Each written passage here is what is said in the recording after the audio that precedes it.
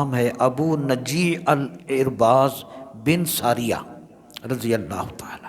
وہ روایت فرماتے ہیں کہ نبی کریم علیہ السلام نے ہمیں واعظ فرمایا اور حضور نے ایسا خطبہ ارشاد فرمایا وجلت منہ القلوب، کہ حضور کا وہ خطبہ سن کر ہم صحابہ کے دل دہل گئے، وزارفت منہ العیون، اور حضور کی وہ ارشاد سن کر ہم صحابہ کی آنکھوں سے آنسو چھم چھم برسنے لگے، دل دہل گئے، آنکھوں سے آنسو برسنے لگے۔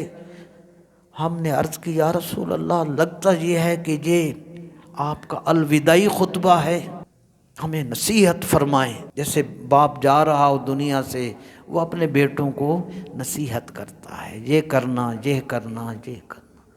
تو خاندان کا باپ اور ہے، محبوب کائنات کا جانا اور ہے۔ آپ صلی اللہ علیہ وسلم نے ارشاد فرمایا، اس میں نصیحتیں فرمائیں، اور حضور علیہ السلام نے تقویٰ کا، گناہ سے بچنے اور نیکیوں کا جو ہے وہ سلسلہ جاری رکھنے کا، تقویٰ کا حکم دیا، اور اطاعت امیر کا حکم دیا، دو۔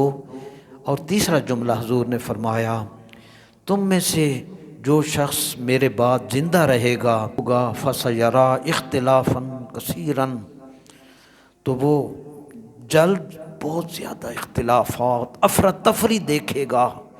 آپ دیکھیں کہ صدیق اکبر 2 سال ان کی خلافت، کچھ مہینے، پھر فاروق اعظم 10 سال، ان کو شہید کر دیا گیا۔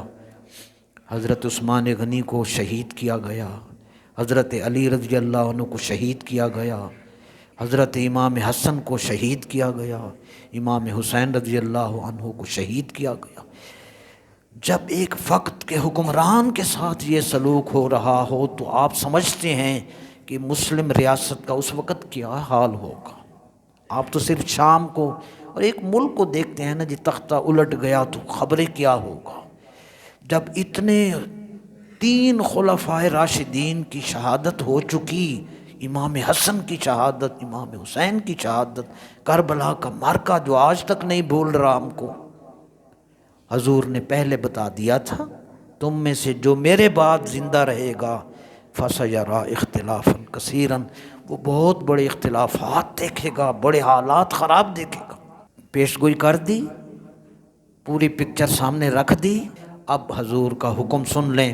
حضور نے فرمایا، ان حالات میں جو شخص بھی موجود ہو، علیکم بسنتی و سنت الخلفاء الراشدین المہدیین، اے میرے صحابہ اور اے میری امت، ان بدلتے ہوئے حالات میں تم پر یہ لازم ہے کہ میری سنت کو اور میرے ہدایت یافتہ خلفائے راشدین، صدیق و فاروق و عثمان و علی اور اہل بیت کرام، صحابہ کرام، ان کے نقش قدم کو لازمی اختیار کیے رکھنا۔